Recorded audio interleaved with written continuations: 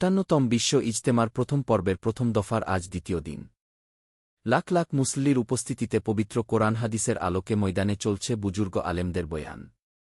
এ বয়ান চলবে আগামীকাল রবিবার আখেরি মোনাজাতের পূর্ব পর্যন্ত। বয়ানে মশগুল হয়ে আমল করছেন ইজতেমায় আগত মুসল্লিরা। সময় যত যাচ্ছে ততই মুসল্লিদের ভিড় বাড়ছে।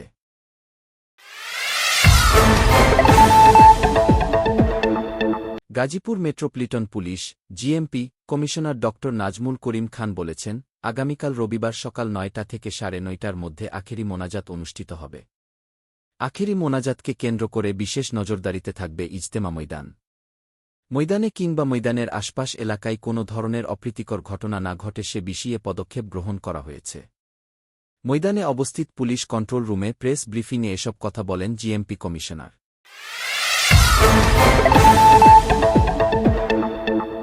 আজ রবিবার বিকালে জুলাই গণ অভ্যুত্থান নতুন বাংলাদেশ বিনির্মাণ এই প্রতিপাদ্য নিয়ে বাংলা একাডেমি আয়োজিত অমর ২১শে বইমেলা ২০২৫ উদ্বোধন করেছেন অন্তর্বর্তীকালীন সরকারের প্রধান উপদেষ্টা ড মুহাম্মদ ইউনূস। এতে বিশেষ অতিথি হিসেবে উপস্থিত ছিলেন সংস্কৃতি বিষয়ক উপদেষ্টা মোস্তফা সরয়ার ফারুকী। উদ্বোধনী অনুষ্ঠানে সভাপতিত্ব করেন বাংলা একাডেমির সভাপতি অধ্যাপক আবুল কাসেম ফজলুল হক। এবার বইমেলায় তুলে ধরা হবে জুলাই-আগস্ট গণঅভ্যুত্থানের নানা দিক। থাকছে জুলাই চত্বরও। মেলা ১ ফেব্রুয়ারি থেকে ২৮ ফেব্রুয়ারি পর্যন্ত প্রতিদিন বেলা ৩টা থেকে রাত ৯টা পর্যন্ত খোলা থাকবে। ছুটির দিন বইমেলা চলবে বেলা ১১টা থেকে রাত ৯টা পর্যন্ত। এবার ৭ জন লেখককে বাংলা একাডেমি সাহিত্য পুরস্কার ২০২৪ তুলে দেন প্রধান উপদেষ্টা অধ্যাপক মুহাম্মদ ইউনূস। পুরস্কারপ্রাপ্তরা হলেন মাসুদ খান কবিতা, সুভাষিস সিনহা নাটক ও নাট্যসাহিত্য, সলিমুল্লাহ খান প্রবন্ধ গদ্য, জি.এইচ. হাবিব অনুবাদ, মুহম্মদ শাহজাহান মিয়া গবেষণা, রেজাউর রহমান বিজ্ঞান, সিয়েদ জামিল আহমেদ ফোকলোর। বাংলা একাডেমি সাহিত্য পুরস্কার ২০২৪ ঘোষণা করা হয় ২৩ জানুয়ারি।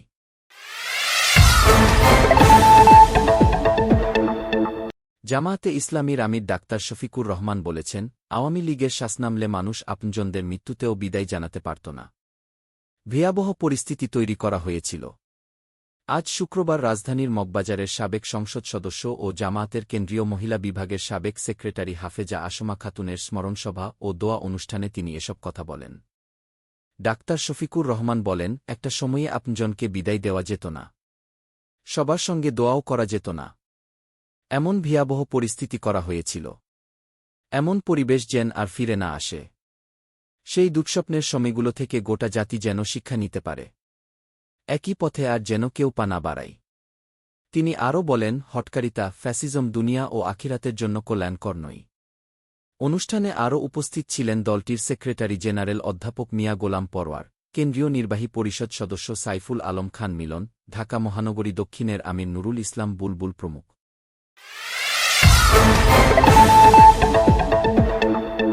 ছাত্রতরুণদের নতুন রাজনৈতিক দল গঠনে মদদ যোগানো অন্তর্বর্তী সরকারের কাজ নয় বলে মনে করেন বিপ্লবী ওয়ার্কার্স পার্টির সাধারণ সম্পাদক সাইফুল হক। ছাত্রতরুণদের স্বাধীনভাবেই রাজনৈতিক দল করার সুযোগ রয়েছে উল্লেখ করে তিনি বলেন, এটা করতে গেলে অন্তর্বর্তী সরকার যেমন সংকটে পড়বে, তেমনি ছাত্রদের ভবিষ্যৎ রাজনৈতিক সম্ভাবনাও হোঁচট খাবে। শুক্রবার রাজধানীর সেগুনবাগিচায় সংহতি মিলনায়তনে বিপ্লবী যুব সংহতির কেন্দ্রীয় আহ্বায়ক কমিটির সভায় প্রধান অতিথির বক্তব্যে সাইফুল হক এ কথা বলেন।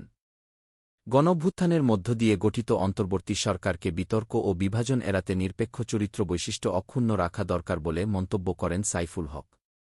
তিনি বলেন, এই সরকারকে সংস্কার ও নির্বাচনের মধ্য দিয়ে গণতান্ত্রিক উত্তরণের লক্ষ্যে অবিচল থাকতে হবে।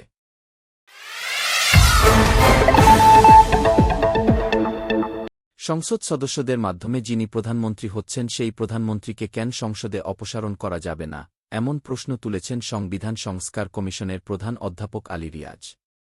আজ শনিবার রাজধানীর ইস্কাটনে আঞ্চলিক লোকপ্রশাসন প্রশিক্ষণ কেন্দ্রের মিলনায়তনে আয়োজিত গণঅভ্যুত্থান পরবর্তী বাংলাদেশ সুশাসন ও গণতন্ত্র শীর্ষক এক সেমিনারে প্রধান অতিথির বক্তৃতায় তিনি এ প্রশ্ন তোলেন। সেমিনারের আয়োজন করে centre for democracy and governance নামের একটি সংগঠন। তিনি বলেন, ১৯৭২ সালে যেদিন সংবিধান গৃহীত হয়েছে সেদিন থেকেই দেশে ব্যক্তিতান্ত্রিক স্বৈরতান্ত্রিক ব্যবস্থা প্রতিষ্ঠার পথ উন্মুক্ত করে দেওয়া হয়েছে। ১৯৭২ সালে প্রণীত সংবিধানে প্রধানমন্ত্রীকে অপসারণের ব্যবস্থা ছিল না কেন? এখনও সে ব্যবস্থা নেই। সংবিধানে ১৭ বার সংশোধনী আনা হয়েছে। কিন্তু এক জায়গায় স্থির এক ব্যক্তির হাতে সব ক্ষমতা। অধ্যাপক আলী রিয়াজ মনে করেন দুটি বিষয় স্পষ্ট, যেখানে ঐকমত্য আছে। সেগুলো হল স্বৈরতন্ত্র যাতে আর ফেরত না আসে এবং একটি জবাবদিহিমূলক গণতান্ত্রিক ব্যবস্থা যেন প্রতিষ্ঠিত হয়। সেমিনারের সভাপতিত্ব করেন major general of. Syed Iftekhar Uddin.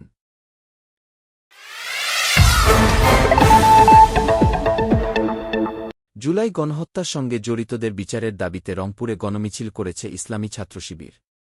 শুক্রবার মহানগর কমিটির উদ্যোগে জেলা মডেল মসজিদ প্রাঙ্গণ থেকে মিছিলটি বের হয়ে নগরীর গুরুত্বপূর্ণ সড়ক প্রদক্ষিণ করে। এতে জাতীয় পতাকা ও ইসলামী ছাত্রশিবিরের পতাকা হাতে রংপুর মহানগরের ৩৩টি ওয়ার্ড এবং বিভিন্ন শিক্ষা প্রতিষ্ঠানের ইসলামী ছাত্রশিবিরের নেতৃবৃন্দরা অংশ নেন। মিছিল শেষে নগরীর শাপলা চত্বরে সংক্ষিপ্ত সমাবেশ অনুষ্ঠিত হয়। সমাবেশে বক্তারা বলেন, গণঅভ্যুত্থানের ৫ মাস পেরিয়ে গেলেও জুলাই গণহত্যার সাথে জড়িতদের বিচারের মুখোমুখি করা হয়নি। তারা এখনও আইনশৃঙ্খলা বাহিনীর ধরাছোঁয়ার বাহিরে রয়েছে। আন্দোলনে আহত ও নিহতদের পরিবারের পক্ষ থেকে করা মামলার অনেক আসামি প্রকাশ্যে ঘুরে বেড়াচ্ছে। সেই সাথে ফ্যাসিবাদের দোসর অনেকের জামিন পাচ্ছে, যা অত্যন্ত দুঃখজনক।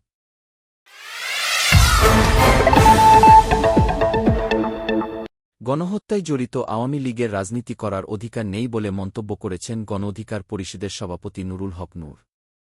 শুক্রবার বিকেলে শ্যামপুর থানার বিক্রমপুর প্লাজার সামনে ২৪-এর গণঅভ্যুত্থানে আহতদের সুস্থতা কামনা ও নিহতদের স্মরণে আয়োজিত দোয়া ও জনসভায় তিনি এ মন্তব্য করেন। নূর বলেন, জুলাই গণঅভ্যুত্থানের পর গঠিত সরকার দেশকে স্থিতিশীল করতে পারেনি। তাই যত দ্রুত সম্ভব একটা অবাধ সুষ্ঠু নির্বাচনের মাধ্যমে ক্ষমতা হস্তান্তর করুন। আমরা চাই সামনে যে স্থানীয় ও জাতীয় নির্বাচন হবে, সেখানে জুলাই গণঅভ্যুত্থানে নিহতদের পরিবার ও আহতদের স্বজনরা অংশ নিয়ে নেতৃত্ব দিয়ে জুলাই গণঅভ্যুত্থানের কাঙ্ক্ষিত বাংলাদেশ গঠনে ভূমিকা রাখবে। তিনি বলেন, ৭১-এর মুক্তিযুদ্ধের পর আওয়ামী লীগ সেই চেতনাকে বিক্রি করে দেশে গণহত্যা চালিয়েছিল। গত ১৬ বছর মুক্তিযুদ্ধের চেতনার নাম করে বাংলাদেশে ফ্যাসিবাদ কায়েম করেছিল। আমাদের খেয়াল রাখতে হবে ২৪-এর গণঅভ্যুত্থানকে পুঁজি করে নতুন করে ফ্যাসিবাদ কায়েম না হয়। এছাড়া গণ অধিকার পরিষদের কেন্দ্রীয় নেতৃবৃন্দ জনসভায় বক্তব্য রাখেন।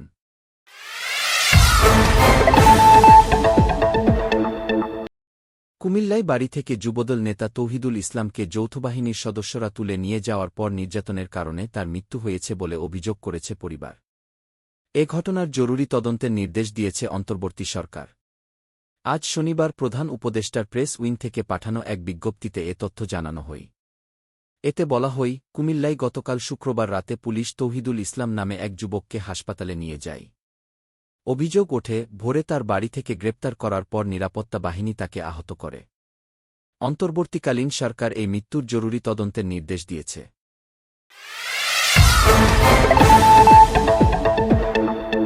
ফ্যাসিস্ট শেখ হাসিনার শাসনামলের মতো অধ্যাপক ড. মুহাম্মদ ইউনূসের আমলেও বিচারবহির্ভূত হত্যার পুনরাবৃত্তি ঘটল কেন, এমন প্রশ্ন রেখেছেন বিএনপির সিনিয়র যুগ্ম মহাসচিব অ্যাডভোকেট রুহুল কবির রিজভী। আজ শনিবার রাজধানীর ভাসানী মিলনায়তনে ঠিকানা বাংলাদেশের কেন্দ্রীয় আহ্বায়ক কমিটির পরিচিত সভায় তিনি এ প্রশ্ন রাখেন। কুমিল্লায় যুবদল নেতাকে ধরে নিয়ে মৃত অবস্থায় ফিরিয়ে দিয়েছে আইনশৃঙ্খলা বাহিনী। ড. ইউনূস সাহেবের আমলেও এই ঘটনা ঘটবে কেন?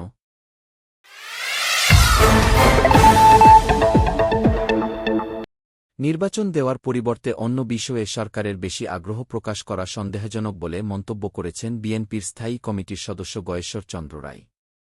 আজ শনিবার জাতীয় প্রেস ক্লাবে স্বাধীন বাংলা মাদক বিরোধী কল্যাণ সোসাইটি আয়োজিত আলোচনা সভায় প্রধান অতিথির বক্তব্যে তিনি এ মন্তব্য করেন। গয়েশ্বর বলেন, ১৭ বছর ধরে মানুষ ভোটাধিকার ও স্বাধিকার ফিরে পাওয়ার জন্য রক্ত দিয়েছে। একটি সুষ্ঠু নির্বাচন দেওয়া ছাড়া বর্তমান সরকারের অন্য কিছুতে বেশি আগ্রহ প্রকাশ করা সন্দেহজনক। জনগণের মধ্যে এখন এক ধরনের অবিশ্বাস ও অনাস্থার সৃষ্টি হচ্ছে। ষড়যন্ত্র থাকবে, এটা রাজনীতিরই চরিত্র। রাজনৈতিক সমাধান রাজনৈতিক ব্যক্তিদের হাতেই ছেড়ে দেওয়া ভালো।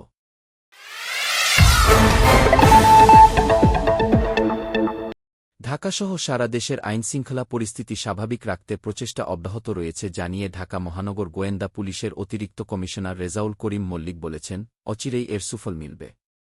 তিনি বলেন, আমরা আন্তরিকভাবে চেষ্টা করছি, ঢাকাসহ সারা দেশে শান্তিশৃঙ্খলা বজায় রাখতে যা যা করণীয় দরকার পুলিশ তা করছে। ছিনতাইকারী যারা বিঘ্ন সৃষ্টি করছে তাদেরকে ধরার জন্য আমাদের ডিবির স্পেশাল টিমগুলো দিনরাত ২৪ ঘণ্টা কাজ করে যাচ্ছে। আমার মনে হয় আমরা অচিরেই সুফল পাব কি আজ শনিবার দুপুরে ঢাকার মিন্টো রোডে ডিএমপি মিডিয়া সেন্টারে আয়োজিত সংবাদ সম্মেলনে কথা বলেন গে।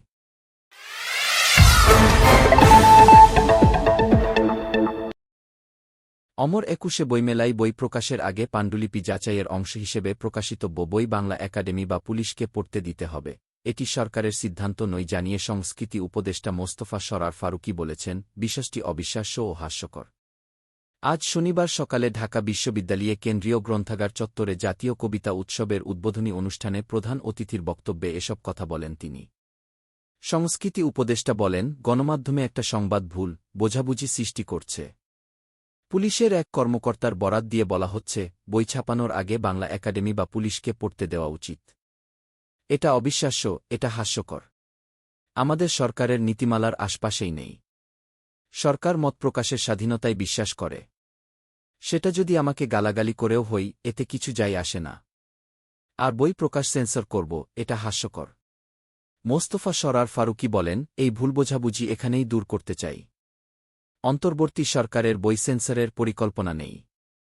ওই পুলিশ কর্মকর্তা যদি বলে থাকেন, সেটা তিনি তার ব্যক্তিগত ভাবনার কথা বলেছেন। এটার সঙ্গে আমরা একমত নই।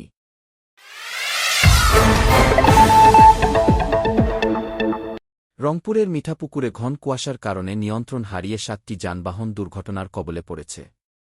এ দুর্ঘটনায় কমপক্ষে ২০ জন আহত হয়েছেন। শনিবার সকাল ৭:৩০টার দিকে উপজেলার রংপুর-ঢাকা মহাসড়কে গড়ের মাথা টাটা কোম্পানির মোড় এলাকায় এ দুর্ঘটনা ঘটে। দুর্ঘটনাকবলিত গাড়িগুলোর মধ্যে রয়েছে ৪টি যাত্রীবাহী বাস, ট্রাক, পিকআপ ও কাভার্ড ভ্যান।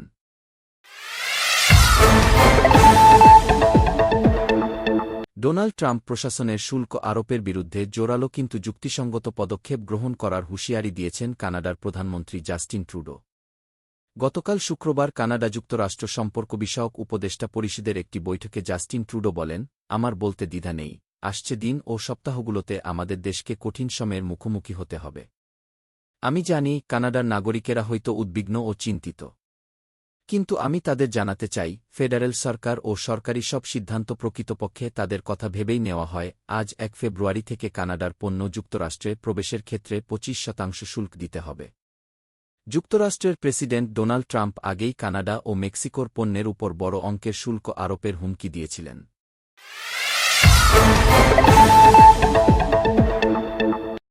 ইরানের পারমাণবিক কেন্দ্রে ইসরায়েল বা যুক্তরাষ্ট্রের যেকোনো ধরনের হামলা হলে আঞ্চলিকভাবে সর্বাত্মক যুদ্ধ বেঁধে যেতে পারে বলে হুঁশিয়ার করেছেন সে দেশের পররাষ্ট্রমন্ত্রী আব্বাস আরাকচি। আল জাজিরাকে দেওয়া সাক্ষাৎকারে এই হুঁশিয়ারি দেন তিনি। তিনি আরও বলেন, ইরানের পারমাণবিক কেন্দ্রে হামলা চালানোটা যুক্তরাষ্ট্রের জন্য ঐতিহাসিক একটি ভুল হবে। যেকোনো হামলার জবাব তাৎক্ষণিক ও চূড়ান্তভাবে দেওয়া হবে। এর মধ্য দিয়ে অঞ্চলটিতে সর্বাত্মক যুদ্ধ বেঁধে যাবে বলেও হুঁশিয়ার করেন আরাকচি।